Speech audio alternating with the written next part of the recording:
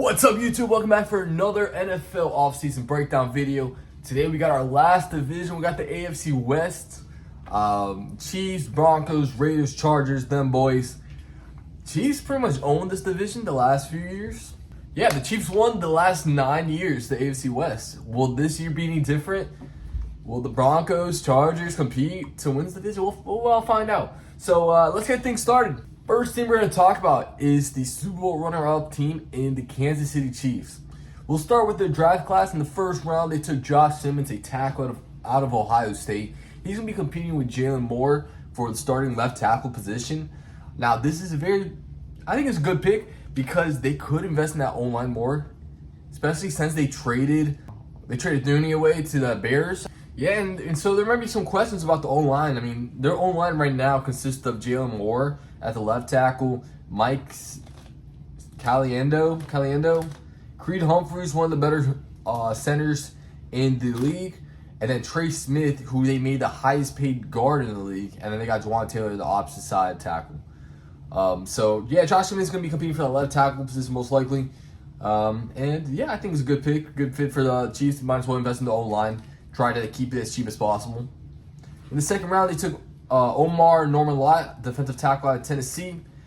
He's going to be more of a rotational piece as they kind of try to find the second defensive tackle there to line up next to Chris Jones.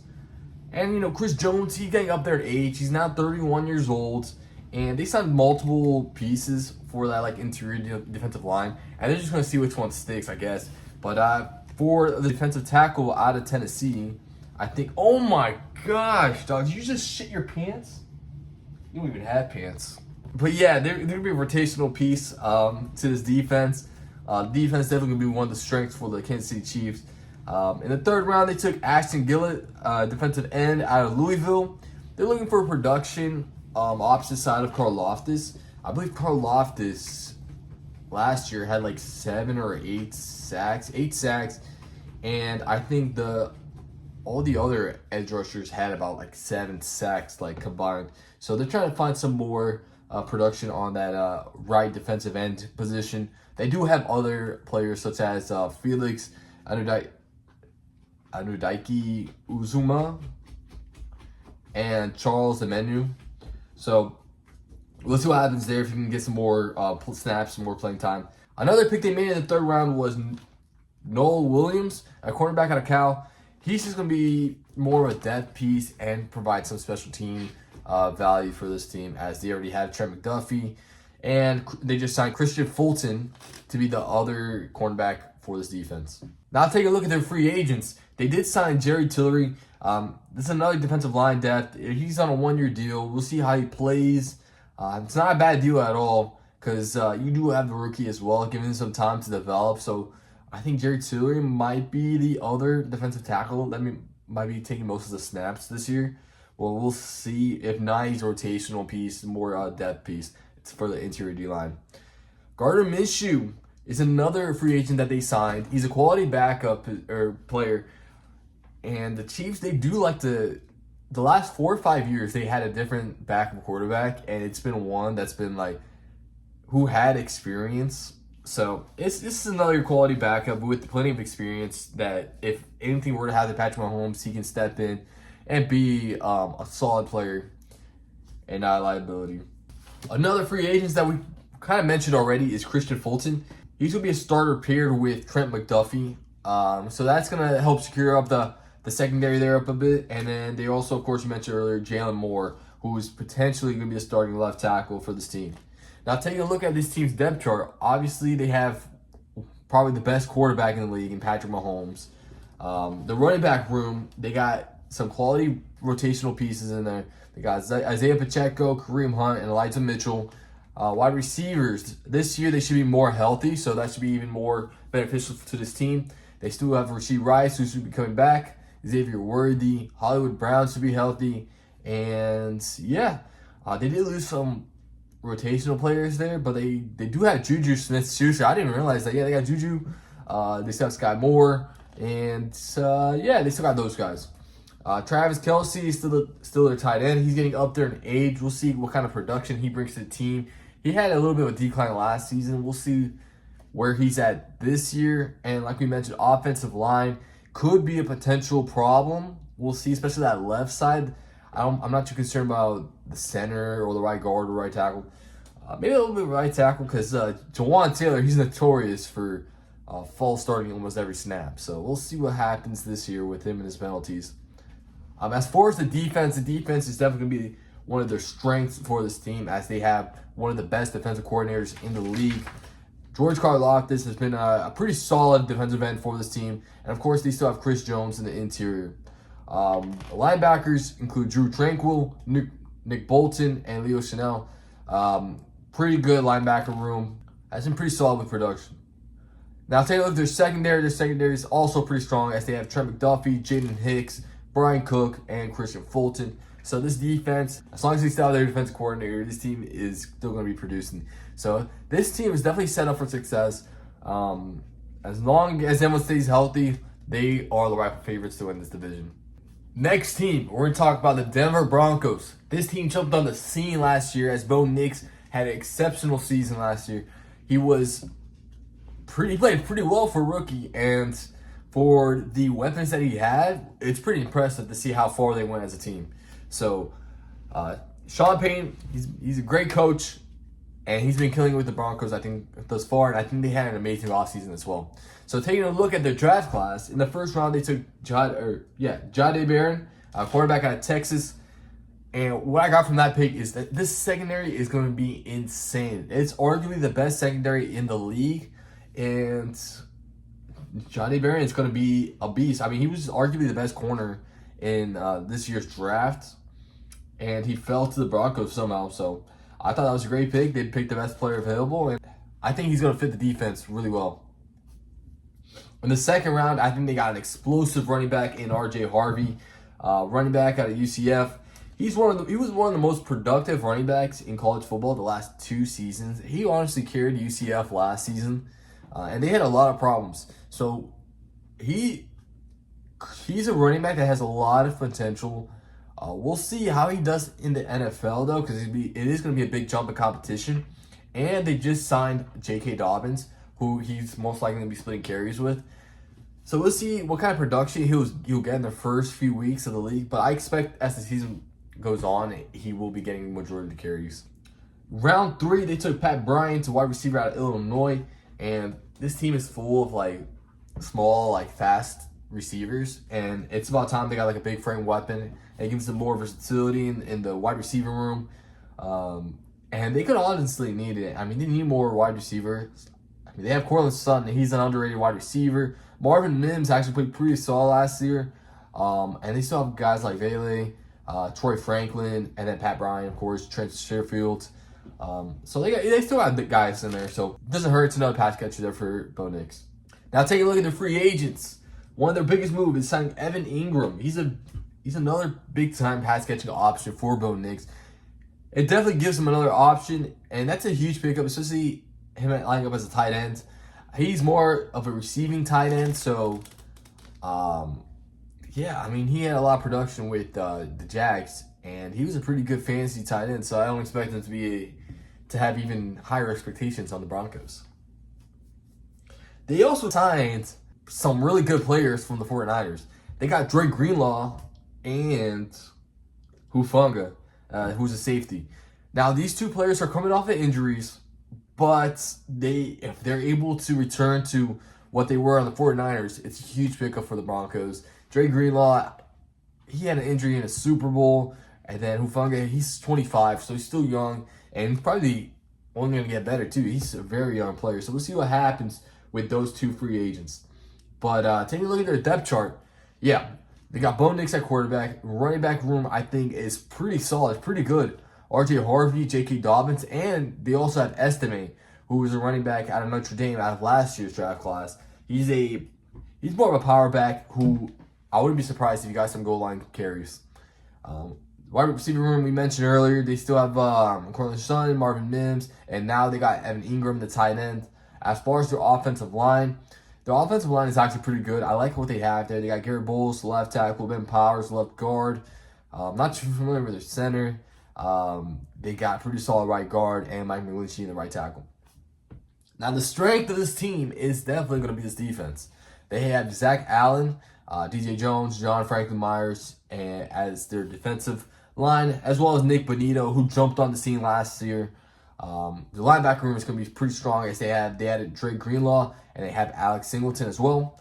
Now, the biggest strength of this defense is definitely going to be the secondary, as they have arguably the best corner in the league in Pat Surtain II. They added Hufanga. They still have Brandon Jones, who was a really good safety for them last year. And they have Riley Moss. And they just had Jahdae Barron. Like I mentioned, strength is definitely the defense. Weakness could be in the wide receiver room. They could have improved that a little bit more. But I like what they did. I think the results, the trajectory of this team is going to rely on how Bo Nix plays. If he's able to take a step forward, I think this team is definitely would be in position to potentially winning this division. Preventing the Chiefs from winning it 10 straight times. So, yeah, I mean, they're set up to compete. Do they have enough firepower and offense to do so, to compete with the Chiefs? That's the question. That's the question remaining to be answered. So we'll see what happens with that this year. Next team is the Los Angeles Chargers. Now, Jim Harbaugh, I believe this is his second year in the league. He has some players that's gonna instill what he wants to do with this team. And it's evident with his draft class and his free agents. So we'll get right into it. His draft class, in the first round, they took Amarian Hampton, running back out of North Carolina. Now, Harbaugh, he wants a dominant run game, and he's going to do so by rotating running backs. They also signed Najee Harris in the offseason. So I have Najee Harris and Amarian Hampton in the running back room, and I wouldn't be surprised if Hassan Haskins also gets some carries this season as well. In the second round, they added Trey Harris, wide receiver out of Ole Miss. Another weapon for Justin Herbert, as some of the receiving weapons have not been living up to their expectations, a.k.a. Quentin Johnston. So we'll see what he's able to do. They still have Ladd McConkey, who's been a huge receiver for them last year. He will be entering his second year in the league. And they also added Mike Williams, but he just got added to the physically unable to participate list. So we'll see what happens there. And then you got Trey Harris, wide receiver out of Ole Miss. So they're still looking for that true wide receiver too for this team. Round 3, they added Jamari Caldwell, defensive tackle out of Oregon. Now, this is a team that lost both their starting defensive tackles, and they're still, that's always been an issue for them, that interior D-line, and hopefully he could be an answer for this team. They also added some other pieces as well to address that hole. Now, taking a look at the free agents, their biggest signing is probably Mekhi Becton, a guard. It's addressing a glaring weakness in the interior offensive line, and it's going to help strengthen the run game, which John Harbaugh is really trying to emphasize. They also added Naquan Jones, another defensive tackle, as well as Deshaun Hand. Like I mentioned earlier, they added Mike Williams. As for the secondary, they added Dante Jackson and Benjamin St-Juste. So, taking a look at this depth chart, yeah, they have a really good quarterback in Justin Herbert. Running back room, they got some depth. They got some guys in there. There's some rotating pieces. But as the season progresses, I would expect Amarian Hampton to start taking the lead. Wide receivers could potentially be seen as an issue, as they only have Ladd McConkey as a reliable option. They're still trying to figure out who's that wide receiver too. And maybe Trey Harris can step up and be that guy for them. As far as offensive line, they have really good tackles, great tackles in Rashawn Slater and Joe Alt. Now, the interior offensive line, I think, has honestly been improved. I think Mekhi Becton is going to be key. It's going to be a really great pickup for them. They also have Zion Johnson and Bradley Bozeman in that interior offensive line. Interior D-line is still going to be an issue. As far as edge rushers, they have Tui Pelotu and Khalil Mack still. Two good pass rushing options, but interior D-line is going to be an issue. They got to stop the run. That's going to be their biggest issue. Their linebackers still consist of Junior Colson and Dan Henley. Secondary can also be seen as an issue as they lost Asante Samuel. Their starting cornerbacks can be Dante Jackson and Cam Hart, according to the depth chart, with safeties being Derwin James Jr., who's a great safety, and Alohi Gilman. So we'll see how the secondary ends up. It seems like it's going to be an issue for them. For their weakness, I have their interior defensive line and the secondary. Whereas their strength is definitely their tackles, their running back, and their quarterback. So they got pieces on both sides of the ball, but they got some holes as well. So we'll see how this team goes. Will they be able to compete with the Chiefs? I mean, when you got a good coach and a good quarterback, you will always be able to compete, but how much would they be able to compensate for some of these holes that they have on this team? So we'll see what the Chargers do. They might be surprising people. Now the last team for the AFC West, you got the Las Vegas Raiders. Raiders, very interesting team. They have a lot of changes going on. They got Pete Carroll as their head coach now. Are they heading in the right direction? I think you would have to based off what they had last season. I think they only, I want to say they improved, but we'll get into it. So take a look at the draft. In the first round, they took Ashton Jen, a really good running back out of Boise State. And, I mean, they will potentially be a run-heavy team. I think Pete Carroll loves to have a really good running back and to run the football. They also signed Raheem Mostert as another running back for this team. So those are two good options to include in the running back room. In the second round, they needed another weapon, wide receiver weapon. They drafted Jack Betch, wide receiver from TCU.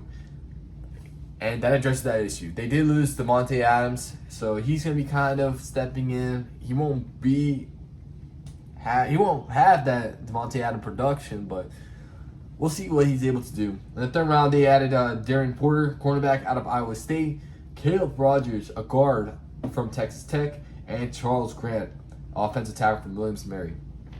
So they addressed the offensive line, and they also addressed the secondary. So taking a look at this team's depth chart, they also signed Geno Smith to be their quarterback. They're starting their new starting quarterback. He has a history with Pete Carroll, so I think that is going to count as something. So he might, I mean, the Raiders, I think they'll be able to surprise some people. I think he'll be a good quarterback option for them. Some people have been writing him out. So, like he's saying, he's going to write back. Running back room, Ashton Chen, Raheem Morris. Wide receivers, you got Jacoby Meyer, Trey Tucker, Dante Thornton Jr., and Jack Betch. As far as tight ends, they have two really good tight end options in Michael Mayer and Brock Bowers. And of course, Brock Bowers has not been considered one of the best tight ends in the league now. So he's gonna be a great option for this offense. Offensive line, kind of young, got some random pieces in there. You got Colton Miller, Dylan Parham, Jackson Powers, Johnson, Alex Kappa, and GJ. It's not the best offensive line, but maybe some of these draft picks that they did select may step up and get into the some starting role or getting some starting snaps. So we'll see about that. As far as the defense, their defensive line is actually really good. You got Max Crosby, Christian Wilkins. Christian Wilkins didn't play majority of the season last year because of injury, but we'll see what he's able to do. They also got Adam Butler in there, and then the other defensive end, they have Malcolm Kinsey listed as a starter, but of course they also have Tyree Wilson there, so we'll see if he's able to bounce back. He's been kind of disappointing so far in his career, so we'll see what he's able to do. Linebackers include Jermaine Pratt and Landon Roberts. I think that's going to help with the run defense. Secondary, potential issue here. You got Darren Porter, who they just drafted in the third round. He's listed as a starter, so we'll see what he has. They also signed Eric Stokes from Green Bay, and they got Darnay Holmes as their nickelback. So maybe not so much of a concern. They also have Jeremy Chin from Carolina and Isaiah Polomau. Not too familiar with him, so we'll see what they're able to produce. I mean, this defense may surprise some people. They're actually not that bad secondary. I mean, it's kind of a question mark because of Darren Porter. So we'll see what he's able to do. I mean, Eric Stokes, he's a solid cornerback option. And then Darnay Holmes wasn't all too bad on the Giants either. So Raiders, they might surprise some people. They got talent on offense. They got talent on defense. They got one of the best pass rushers in the league in Max Crosby. So, and he's out to prove something. So, I mean, I don't know where to project this Raiders team. It's really tough because they have so many moving parts. But with Pete Carroll at the helm, he's a good leader. I think he can do some good work here in Las Vegas with Geno Smith and the boys. So Now it's time to project how this division is going to finish by the end of next season. Number 1, I have to go Kansas City. I think they'll win it for the 10th straight time. They got a lot of talent on that defense, and I think that defense might help them out a ton. I mean, they also got the best quarterback in the league in Patrick Mahomes. They have one of the best coach and one of the best defensive coordinators. So, and especially after losing a Super Bowl, they got more motivation entering this next season. Second place, I got the Broncos. Their defense is stacked, honestly. I like what Sean Payton is doing.